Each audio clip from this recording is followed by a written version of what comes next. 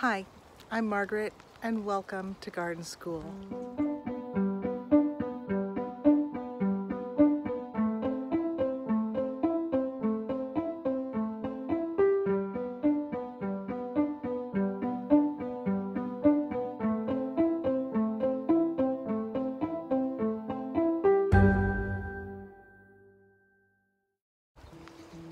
Well, I couldn't stay in the house any longer. We're having a hydrologic event, is what it's called, or an atmospheric river. We're gonna have 3, I think, solid days of rain, maybe more, when it's raining, and it's warmish. So I kind of felt like I just needed to get outside a little bit because I wanted to bring a bouquet into the house. Now, it's midwinter. What can we do about some flowers in midwinter? Well, you see I'm standing next to my witch hazel. I'm going to incorporate some of this. It's not super bright or showy, but I'm going to use some other things that I can find to just accentuate that and to make an interesting midwinter bouquet. So let's do that. So I chose a few little branches that were kind of crisscrossing over each other, and they're very contorted, and they're not straight stems, so that's going to provide some cool interest, I think, in my little arrangement. I'm going to include some of this nice red stem from the red twig, and I'm going to cut a whole branch down to the base and then use the top or the sections that I want to use.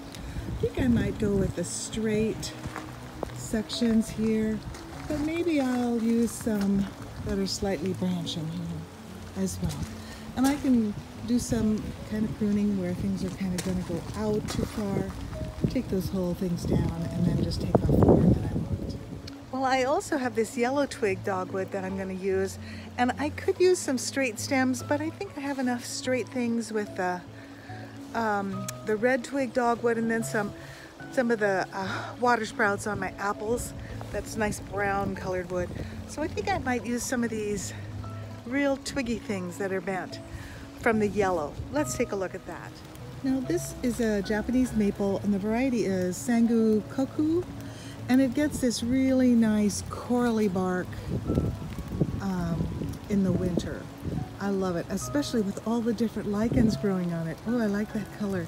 So when I'm taking some branches from this, I'm going to just take some that might be obscuring a walkway or something like that, and just take it all the way back. For instance, this one all the way back to where it joins here.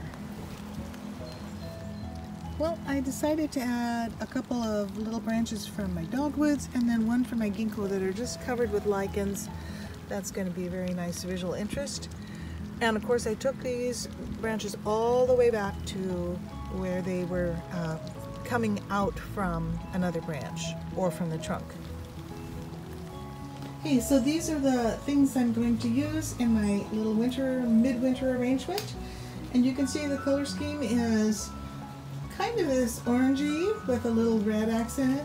But then we also have this slightly green lichen, and then even some like chartreuse colored lichen. Just a little accent. Well, let's go ahead and make a bouquet. Well, while I really liked how these wild things looked in this galvanized tin, I think I'm going to use something else.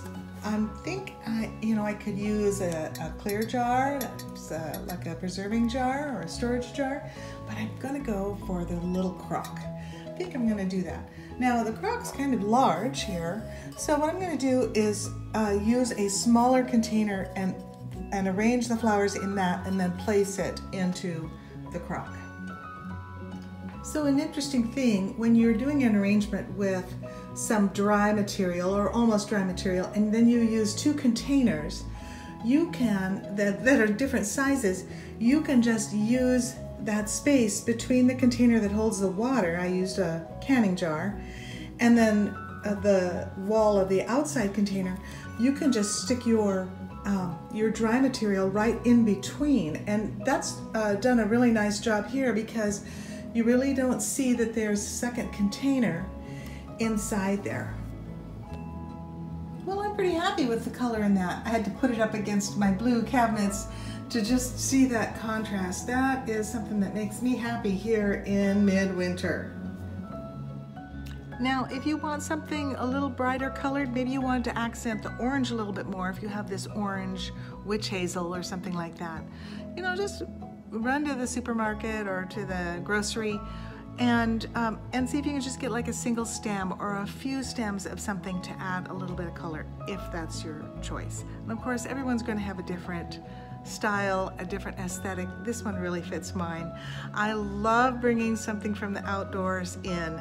Now, one thing to think about though is, what if I brought in a little bit too much? For instance, some insects that I don't want to have in my house. Well, I think I might just take a watch on this for a few days and see if I see any evidence of some little things that have crawled in with this. I kind of don't think so. I looked it over as I was arranging it. Well, I'm pretty happy about that. Well, one thing I've just discovered is that it makes a nice silhouette in front of the window. We're really in a low light period of the year, and that's something you may want to consider when you are thinking about making a midwinter bouquet. Put it in front of a window, then you can see the silhouette even when the light is not super bright. Well, I hope you can get outside and get a few things during this dark time of the year, and for us, a very rainy time of the year. But bring something in that can bring you a little bit of joy, and thinking about, you know, what's going to happen soon as we get into a longer light period of the year, and then start thinking about growing and cultivating in our gardens. Well, there's always more to learn in the garden. Bye-bye.